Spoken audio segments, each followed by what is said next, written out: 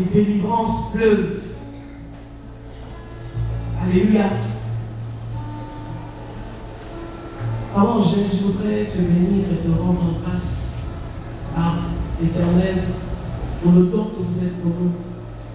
Et je voudrais que tu transmettes cela à ton cher époux, notre pasteur.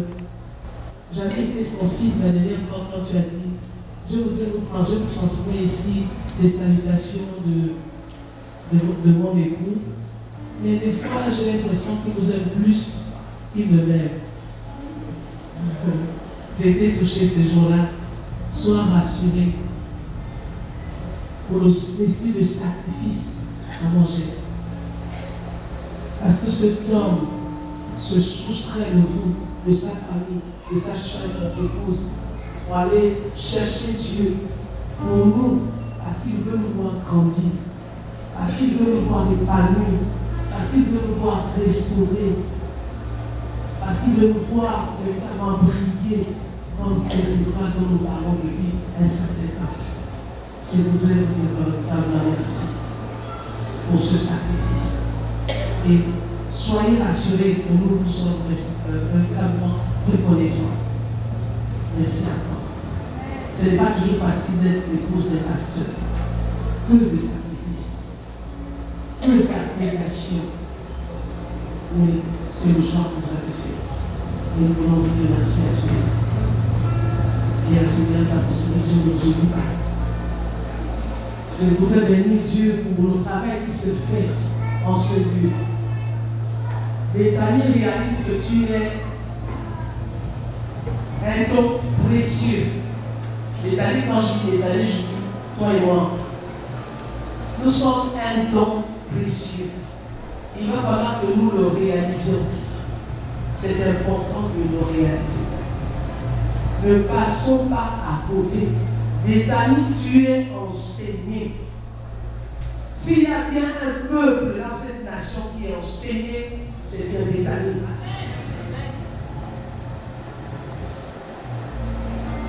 Mettons en pratique ce que nous appelons, ce qui nous a enseigné. Parce qu'il va arriver un temps où si vous n'avez rien dans le ventre, dans vos entrailles, les situations vont arriver, il ne sortira aucun son, aucune parole. Parce que le Saint-Esprit, quand il projettera sa lumière en nous, il ne verra rien. Et il sera difficile d'en sortir de cette situation-là. Prenez au sérieux, soyons sérieux. Je ne veux pas réciter ce que la sœur Francis nous sera ici. Mais chacun de nous doit se prendre au sérieux. Les temps sont difficiles. La Bible déclare que déjà la cognée est mise à la racine des arbres. Est-ce que quelqu'un m'entend?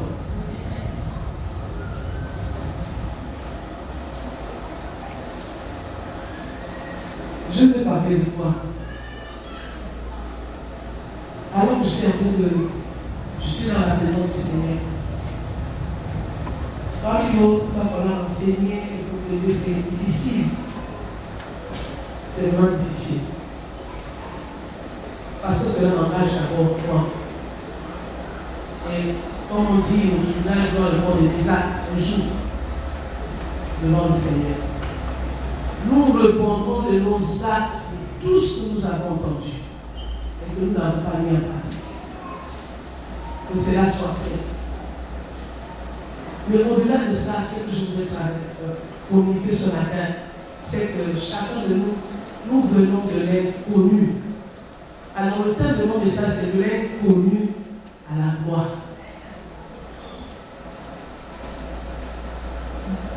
L'inconnu, là, c'est chacun sait d'où il a été tiré. Chacun sait d'où il vient. Chacun connaît ce qu'il traverse aujourd'hui. Mais pour aller de l'inconnu à la gloire, il faut déjà avoir une vision inscrite dans ton cœur. Il faut déjà que le poids de Dieu soit monté sur ta vie. Et je voudrais parler à une certaine catégorie de personnes dans cette église. t'amener à la gloire va te faire passer par des épreuves, par des difficultés. Mais il sait ce qu'il veut atteindre dans chacune de nos vies. Si nous nous laissons, nous permettons à Dieu si nous permettons à Dieu de nous, je n'allais pas dire malaxer, mais si nous permettons à Dieu de nous façonner, si nous laissons Dieu faire son œuvre en nous. Voilà pourquoi je vais prendre le premier passage et le premier exemple de quelqu'un qui était inconnu. Cette jeune fille, et je parle de jeune fille ce matin, une jeune fille, Esther. Esther sortait de l'inconnu. Nous pouvons lire cette histoire dans Esther, bien sûr. Nous n'aurons pas assez de temps pour faire la lecture de tout.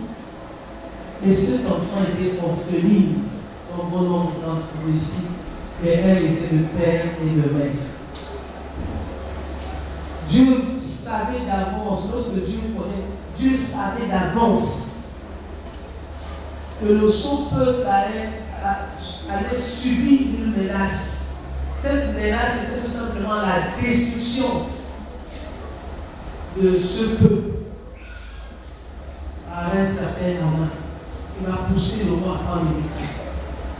Et cette jeune fille qui avait la crainte de Dieu dans son cœur, jeune fille, elle a pris une attitude. Elle a payé de sa vie. Parce qu'à cette époque, personne ne pouvait se présenter devant le roi si tu n'es pas appelé. Si le roi n'appréciait pas que tu te présentes dans sa présence, c'était la mort. Mais cette jeune fille a pris le risque dans la prière. A pris le risque. Parce que Dieu l'avait choisi comme cet instrument pour sauver ce peuple. Alors vous allez réaliser que lorsque Dieu veut sauver un peuple, il utilise toujours une vie pour sauver la multitude. Dieu a utilisé son Fils pour sauver nous tous là qui sont là aujourd'hui et d'autres. Et tous ceux qui veulent entrer dans cette part, Dieu a utilisé une vie. Et cette jeune fille va se retrouver ramassée, captée parmi toutes ces filles, les jeunes filles, dont la Bible déclare qu'elles étaient toutes belles et, disons, elles étaient toutes vierges et belles de figure. Elles étaient toutes. Mais Dieu va la sélectionner, elle particulièrement, pour accomplir ses destins par rapport à ce peuple. Jeune fille, Dieu vous a choisi au milieu de tant de jeunes. Je ne sais même pas si mon fils est là, mais je viens aussi sur les jeunes gens. Au milieu de tant de jeunes, dans vos établissements scolaires, vous avez une mission. Cette mission, c'est justement de répondre aux exigences de Dieu pour votre vie. Parce que Dieu sait que vous êtes l'élite de demain. Nous sommes en train de prendre de l'âge. Donc Dieu compte sur vous, jeunes gens, jeunes filles. Donc préservez le manteau de votre pureté. Parce que Dieu a le meilleur pour vous. Dieu a le meilleur pour vous. Ne soyez pas des jeunes filles dont les organes frétillent dans tous les sens pour vous induire dans l'erreur, pour aller chercher des grossesses non désirées. Alors que tout Dieu a pourvu à votre réussite. Dieu a tout mis. Soyez des jeunes filles qui brillent parmi vos condisciples pour qu'on sache que l'Éternel Dieu est votre Dieu. Et que vous êtes une jeune fille préservée. Que vous êtes une jeune fille qui a la crainte de Dieu. Dieu a suscité la désobéissance de cette reine Vasti. Parce qu'il avait forcément longtemps, Dieu avait prévu, longtemps avant que cette situation arrive. La destruction de peuple d'Israël, des Juifs, allait arriver. Donc il fallait un précurseur devant. Vous êtes ces précurseurs dans vos établissements. Vous êtes ces précurseurs dans vos familles.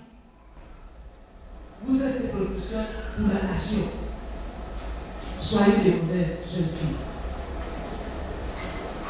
Je vais vous dire que moi, je vais prendre mon cas et beaucoup d'autres sont dans la salle. Je n'ai pas grandi dans une famille chrétienne. Chez nous, et dans toutes les langues, ce problème existe. Que si la rivière a fait les méandres, c'est parce qu'il a manqué un niveau de diriger. Mais vous avez vos parents devant vous. Soyez obéissants et dociles.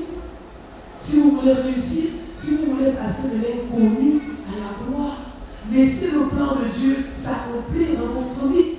Alléluia. Ne brûlez pas les étapes.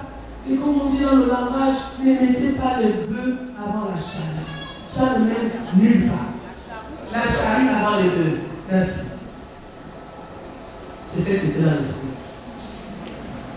Et avancez. Alléluia. Et avancez. Donc Dieu a provoqué la désobéissance de Vasti, reine à cette époque. Le mari a ses invités et elle aussi était belle de figure. Et il va vouloir la présenter à ses convives. Vasti va faire aussi la même chose. Et lorsque le message